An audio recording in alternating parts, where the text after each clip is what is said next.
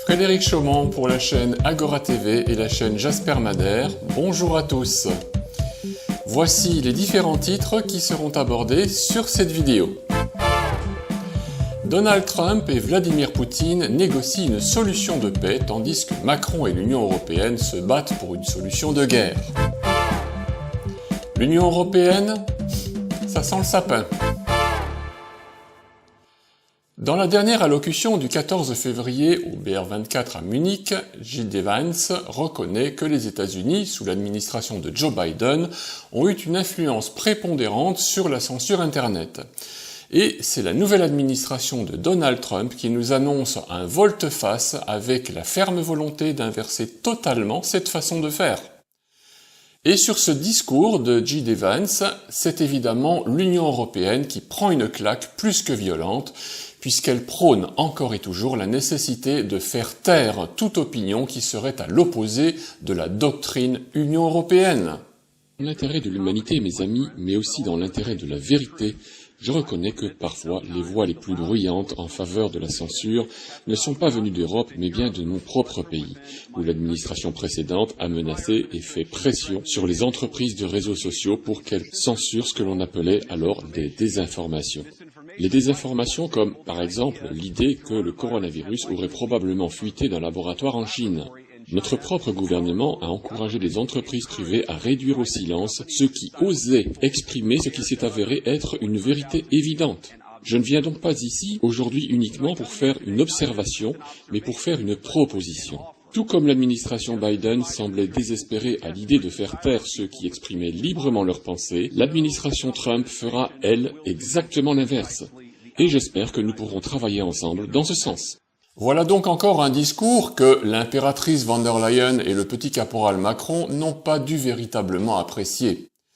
Si l'ancien président Biden semblait bien s'accorder avec les règles d'omerta imposées par l'Union européenne, ce sera tout l'inverse avec les prérogatives de Donald Trump. Et c'est bien là que réside la grande différence entre l'État profond et ceux qui militent pour un retour à la paix durable. Autour de cette table, en Arabie Saoudite, il y a des gens qui sont à la recherche d'une solution diplomatique de paix. En effet, le sommet organisé à Paris ne donnant rien, tout semble se décider à Riyad. Le ministre des Affaires étrangères russe, Sergueï Lavrov, est venu pour rencontrer son homologue américain Marco Rubio. De son côté, après avoir invité les principaux dirigeants étrangers à Paris, Emmanuel Macron a déclaré qu'il ne souhaitait pas d'un cessez-le-feu qui pourrait finir comme les accords de Minsk, en référence au pacte de 2014 et 2015 qui n'avaient pas permis la fin du conflit dans l'est de l'Ukraine. Donc, sur cette photo, nous avons clairement ceux qui recherchent la guerre à tout prix. Et c'est bien évidemment une façon de cacher la poussière sous le tapis. Ces oligarques qui ne font que des bourdes cherchent la solution qui les mettront à l'abri des attaques juridiques quand nous serons trop occupés à nous mettre à l'abri des ripostes légitimes russes.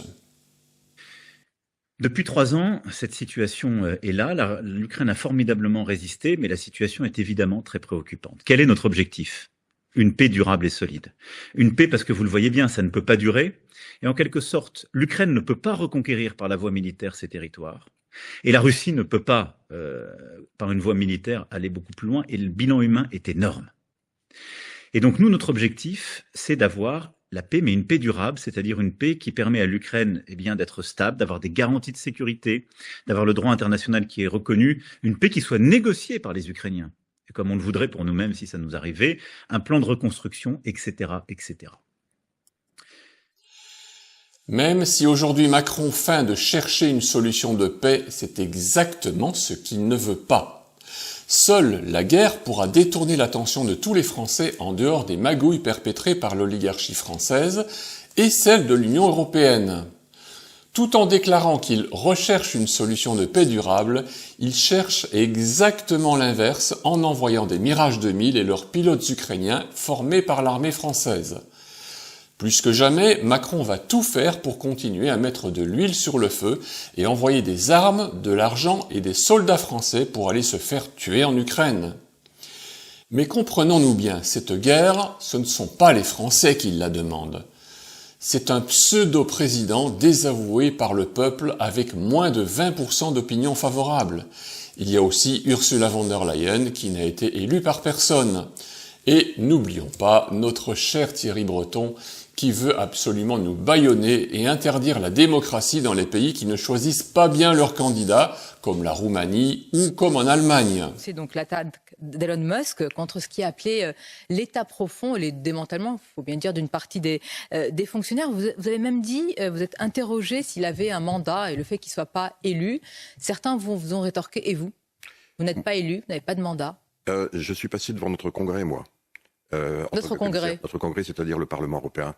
Et croyez-moi, Sonia Mabrouk. Ça donne une légitimité aujourd'hui? Ah oui, parce que ça donne la légitimité que beaucoup de commissaires, finalement, ont été rejetés. Mais pas celle du peuple. Bien évidemment, cela ne donne aucune légitimité.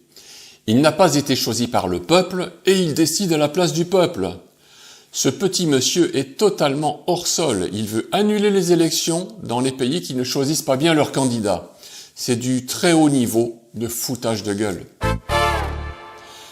Du côté de l'Union européenne, toujours, l'impératrice a donc bien prévu de nous remettre une couche d'injection à RNM expérimentale, pour notre bien évidemment. Et pour être sûr que la population ne puisse pas bénéficier d'autres soins efficaces, on va continuer à interdire les traitements qui fonctionnent, comme ils l'ont toujours fait avec l'hydroxychloroquine. Les braves citoyens en arrivent à chercher eux-mêmes les traitements qui fonctionnent et qui sont de plus en plus introuvables en France.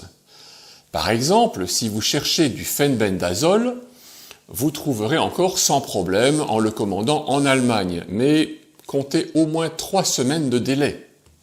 Si vous allez à la pharmacie avec une ordonnance pour avoir de l'ivermectine, la pharmacienne va vous regarder avec des grands yeux globuleux, ou bien elle va vous demander si vous avez la gale, ou bien si c'est pour soigner votre cheval. Et si vous avez de la chance, on va vous délivrer des boîtes de 4 comprimés dosés à 3 mg. Vous irez loin avec ça. Donc, pour l'ivermectine, il faut le commander en Inde. Et vous trouverez encore des boîtes de 100 comprimés dosés à 12 mg. Et ce n'est pas pour les chevaux. Le bleu de méthylène, ce produit-là, est de plus en plus utilisé pour certains cancers. Et il fut un temps où on pouvait en trouver partout. Donc même si vous en cherchez pour désinfecter votre aquarium, vous n'en trouverez presque plus. En tout cas, pas dans une officine. Ce produit est donc aussi de plus en plus rare en Europe. Moralité, si vous cherchez réellement à vous soigner, vous allez devoir rivaliser d'imagination pour revenir à des méthodes révolues de nos ancêtres en utilisant essentiellement les plantes et autres solutions comme l'acupuncture, l'hypnose, la médecine chinoise, et il faudra définitivement abandonner les solutions purement chimiques. Mais n'oublions pas que la pénicilline, par exemple, qui est d'origine mycologique et qui est fabriquée avec une moisissure appelée le pénicillium, est la base de tous nos antibiotiques. Là-dessus, les scientifiques ne se sont pas trompés. Mais depuis que l'on a découvert que les médicaments rapportaient beaucoup d'argent, tout a été fait pour que la population en ait de plus en plus besoin. Et cela passe forcément par notre mauvaise santé et grâce à tous les poisons qu'on nous fait ingérer, respirer ou simplement toucher. L'argent a toujours été plus important que la santé. Je profite naturellement de l'occasion pour vous rappeler que le patch à la valentonine découvert par le professeur Jean-Bernard Fourtillan a fait appel à une hormone parfaitement naturelle puisqu'elle est en temps normal fabriquée par notre glande pinéale de la même façon que l'insuline est fabriquée par notre pancréas et les cellules bêta. Ces patchs permettent de pallier une insuffisance de la glande pinéale et, de par sa nature, elle ne peut engendrer en aucun cas des effets secondaires indésirables. C'est une très bonne solution pour un bon nombre de pathologies et c'est pour cette raison que tout va être fait pour empêcher sa diffusion, ce qui est évidemment bien regrettable. Chères résistantes et chers résistants, nous devons nous réapproprier notre santé et nos moyens de la reconquérir de façon naturelle. Je vous dis à très bientôt.